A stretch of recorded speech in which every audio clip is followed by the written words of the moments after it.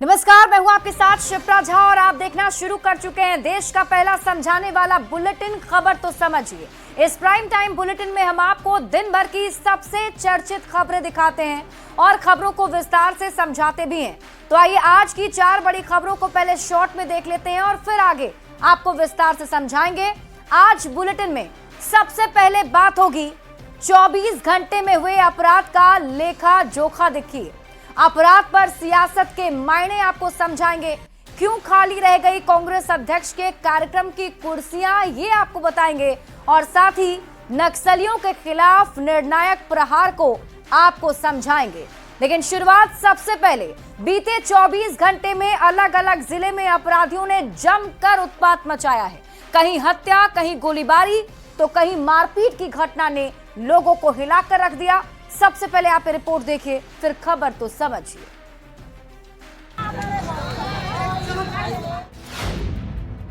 कहीं हत्या से हाहाकार,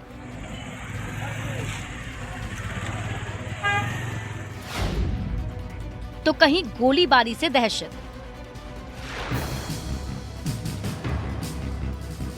बीच सड़क पर आग जलाकर प्रदर्शन करते लोगों की इन तस्वीरों को देखिए। ये गुस्सा आरा में हुई उस गोलीबारी के विरोध में है जिसमें 2 लोगों की जान चली गई, जबकि 5 अभी भी अस्पताल के बेड पर जिंदगी की जंग लड़ रहे हैं।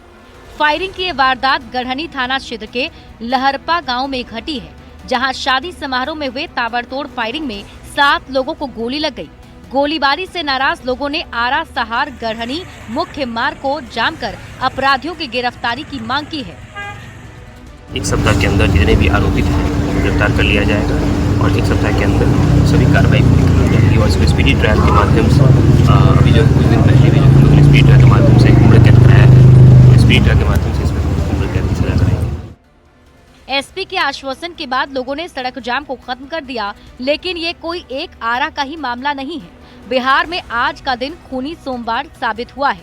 बीते 24 घंटे में अलग अलग जिलों में अपराधियों ने जमकर उत्पात मचाया।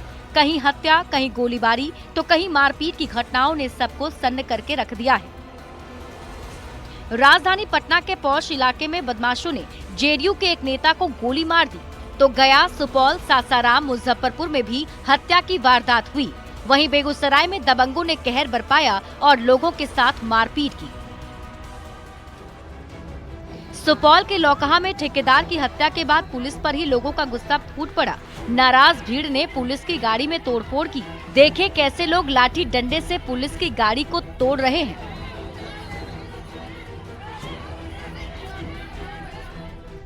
सवाल है, क्या बिहार में बदमाश बेलगाम हो चुके हैं? क्या अब अपराधियों को पुलिस का डर नहीं रहा? और क्या पुलिस का इकबाल खत्म हो गया है? Bureau report, news 18।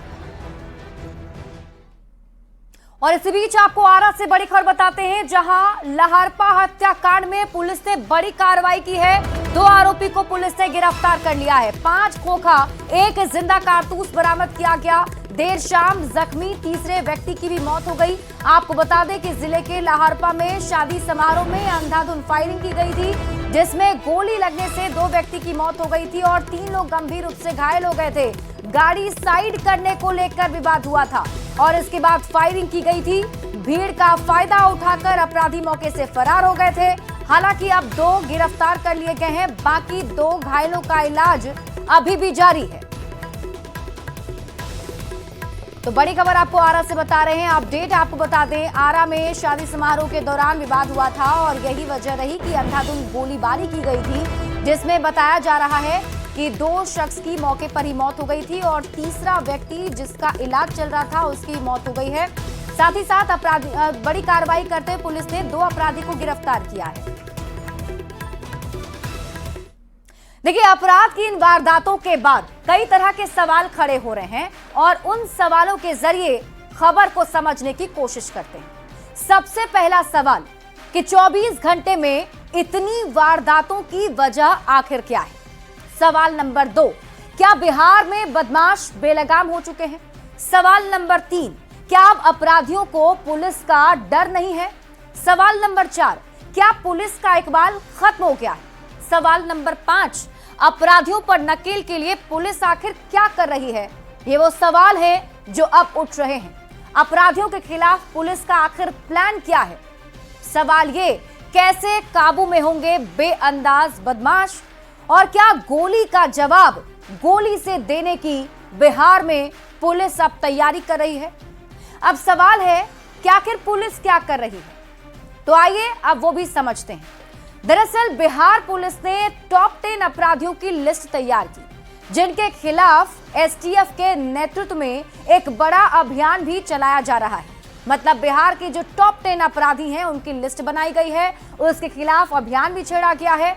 पुलिस ने 40 जिलों के, बताया जा रहा है कि पुलिस ने 40 पुलिस जिलों के 450 से अधिक कुख्यात अपराधियों को चिन्हित किया है।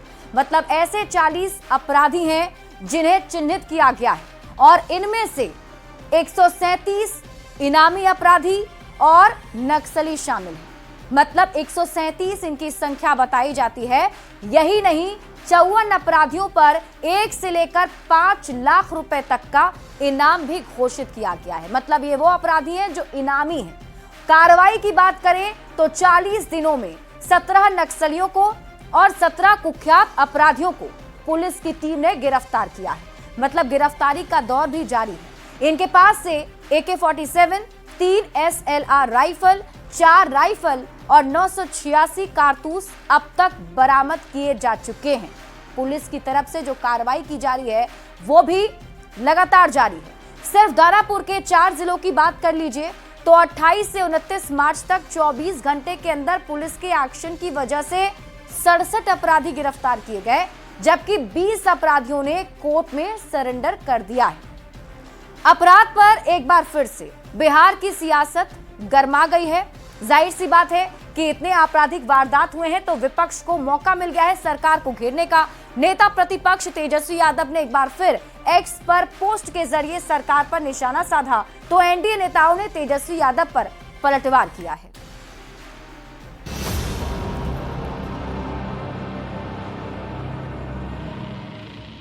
चिलचिलाती गर्मी में सड़क पर जुटी लोगों की भीड़ और बीच सड़क धधकती इस आग ने बिहार की राजनीति को भी लहका डाला है।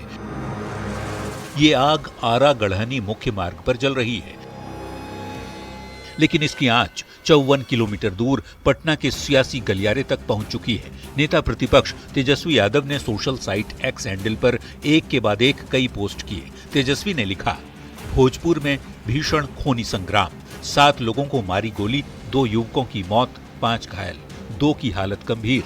बिहार में कानून व्यवस्था ध्वस्त, सरकार का इकबाल खत्म, 2 नकारा उप मुख्यमंत्री, दोनों पक्षों की जातियां खोजने में लगे। तेजस्वी यादव ने अपराध के मुद्दे पर सरकार पर निशाना साधा तो एनडीए नेताओं ने पलटवार करने में तनिक भी देर नहीं की। बिहार में संगठित अपराध के साम्राज्य के राजकुमार और अपराधियों के पनाहगार दल के राजकुमार तेजस्वी यादव जी को ये छोटी सी बात समझ में नहीं आती है कि बिहार में अब संगठित अपराध नहीं होते हैं। बीजेपी के बाद जेडीयू की ओर से भी तेजस्वी यादव को जवाब दिया गया। जेडीयू प्रवक्ता मनीष यादव ने कहा कि तेजस्वी के आरोपों का जवाब पुलिस मुख्यालय पहले ही दे चुका है। बिहार अपराध के मामले में देश स्तर पर काफी पीछे है। आपके द्वारा लगातार झूठ और भ्रम बिहार में फैलाया जाता है। चुनावी साल में विपक्ष अपराध के मुद्दे पर सरकार को घेरने की कोशिश कर रहा है। खासकर तेजस्वी यादव बिहार में कहीं भी कोई अपराध की वारदात हो, तेजस्वी उसे लेकर सरकार पर निशाना जरूर साधते हैं। आरा से चंदन कुमार और पटना से संवाददाता अमित कुमार के साथ ब्यूरो रिपोर्ट, न्यूज़ 18। अपराध पर आरोप प्रत्यारोप वाली सियासत अब आपको समझाते हैं। देखिए, बिहार में तेजस्वी यादव फिलहाल आरजेडी के सर्वे सर्वा हैं और आरजेडी को जो विरोधी हैं वो कानून व्यवस्था के मुद्दे पर ही घेरते रहे हैं और कानून व्यवस्था के सवाल पर आरजेडी के नेता घेरते रहे हैं। अब तेजस्वी यादव कानून व्यवस्था पर ही नीतीश सरकार को घेरने की कोशिश कर रहे हैं। मतलब उसका जवाब उसी तरीके से तेजस्वी यादव की तरफ से दिया जा रहा है। दरअसल 1990 से लेकर 2005 तक बिहार में तेजस्वी यादव के पिता और माता यानी कि लालू प्रसाद और राबड़ी देवी की सरकार रही है और 1990 से लेकर 2005 तक का वो दौर बिहार में आपराधिक घटनाएं काफी ज्यादा बढ़ गई थी। यहां तक कि पटना हाईकोर्ट ने जंगल राज शब्द का जिक्र भी किया था। विरोधी कानून व्यवस्था के मुद्दे पर आरजेडी को घेरते रहे हैं और कानून व्यवस्था के मुद्दे पर ही आरजेडी की सरकार भी चली गई थी। वहीं दूसरी ओर नीतीश सरकार में अपराध के खिलाफ सख्त कार्रवाई हुई, जिसकी वजह से बेहतर कानून व्यवस्था बिहार में देखने को मिली और यही वजह रही कि नीतीश कुमार को सुशासन बाबू कहा जाने लगा। चूंकि 2025 में तेजस्वी के महागठबंधन का सीधा मुकाबला एनडीए से है और नीतीश कुमार बिहार में एनडीए का नेतृत्व कर रहे हैं, तो ऐसे में अब तेजस्वी यादव अपराध पर नीतीश सरकार को घेरते हैं और नीतीश कुमार की छवि पर निशाना साधने की कोशिश करते हैं। दरअसल तेजस्वी यादव विरोधियों से कानून व्यवस्था का ये मुद्दा छीनना चाहते हैं और जंगल राज वाले दाग को धो देना चाहते हैं। ये तभी संभव है जब आमने सामने वाले को भी उसी आरोप से घेरा जाए। यही वजह है कि अपराध के किसी भी मामले में तेजस्वी यादव सरकार पर निशाना साधना नहीं भूलते हैं और लगातार अपराध के मुद्दे को लेकर सरकार को घेरते हैं। बढ़ते हैं आगे और बात अगली खबर की। बक्सर में मल्लिकार्जुन खड़गे की फेल्ड रैली पर कांग्रेस की भारी फजीहत हो रही है। खड़गे की जनसभा में कुर्सियां खाली रह जाने के बाद पार्टी ने जिलाध्यक्ष मनोज कुमार पांडे पर ठीकरा फोड़ते हुए उन्हें निलंबित कर दिया है। लेकिन मल्लिकार्जुन खड़गे के फ्लॉप शो पर सियासत भी खूब हो रही है।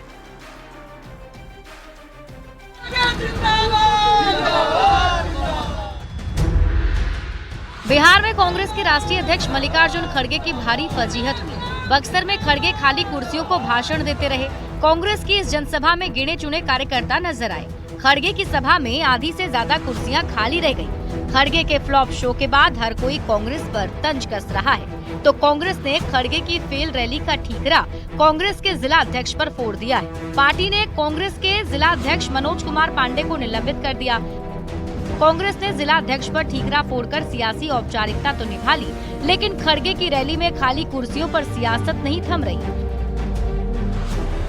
कल जब उनके राष्ट्रीय अध्यक्ष मल्लिकार्जुन खड़गे जी आए तो आपने देखा कि पूरी कुर्सियां खाली थी। कांग्रेस को आत्मचिंतन करने की आवश्यकता है और जब तक कांग्रेस आत्मचिंतन नहीं करेगी तो कांग्रेस समाप्त हो जाएगी। कांग्रेस का बिहार में कुछ नहीं, अगर यूपी बिहार जो दो बड़े राज्य हैं देश की राजनीति में, यहाँ पे कांग्रेस सिमट चुकी है, पिट चुकी है। आइए अब सुनाते हैं कांग्रेस के विधायक का बयान। भीड़ नहीं जुटने के लिए उन्होंने किसे जिम्मेदार ठहराया है। हमारे प्रभारी महोदय ने इस बात को स्वीकार किया, कहा टेम्परेचर है, पब्लिक नहीं आई है। हमने पब्लिक आई है, तीनों बगीचा में बैठी है पब्लिक। खड़गे साहब नाराज भी दिखे भीड़ नहीं होने के बाद। अब देखिए नाराज हैं तो हम उनसे तो सॉरी ही कहेंगे, लेकिन भीड़ थी। भीड़ नहीं कहना है कि भीड़ नहीं थी, भीड़ थी। बागीचे में लोग बैठे थे। जिस तरह से हीट वेव चल रहा है और ये अभी लगन का टाइम है, पहला पंखा कूलर नहीं मिल पाया। बक्सर में खड़गे की रैली में 40,000 कार्यकर्ताओं के बैठने का इंतजाम किया गया था, लेकिन रैली में आधी से ज्यादा कुर्सियां खाली रह गईं। कांग्रेस ने एक बार फिर विरोधियों को सियासी तंज कसने का मौका दे दिया है। न्यूज़ 18 के लिए बक्सर से संवाददाता पुष्पराज, आरा से चंदन कुमार की रिपोर्ट। और आइए अब खबर को समझ लेते हैं। कांग्रेस अध्यक्ष के कार्यक्रम में खाली रह गई कुर्सियों के मायने आप समझिए। कभी बिहार कांग्रेस का गढ़ रहा है, बिहार में कांग्रेस की सरकार रही है, लेकिन 1990 के बाद से बिहार में कांग्रेस का पतन होना शुरू हो गया। मतलब बिहार में कांग्रेस की पकड़ कमजोर होती चली गई। इसके बाद कांग्रेस ने आरजेडी से गठबंधन किया। कांग्रेस का कोर वोट बैंक छिटक कर दूसरी पार्टियों में चला गया है। इसके बाद कांग्रेस आरजेडी की बैसाखी के सहारे चलती रही है, यानी जमीन पर कांग्रेस के कार्यकर्ता बहुत कम बचे हुए हैं। कांग्रेस अध्यक्ष की रैली में खाली रह गई कुर्सियों की यही वजह बताई जा रही है। हालांकि कांग्रेस ने इसका ठीकरा जिला अध्यक्ष पर फोड़ा और उसे निलंबित कर दिया।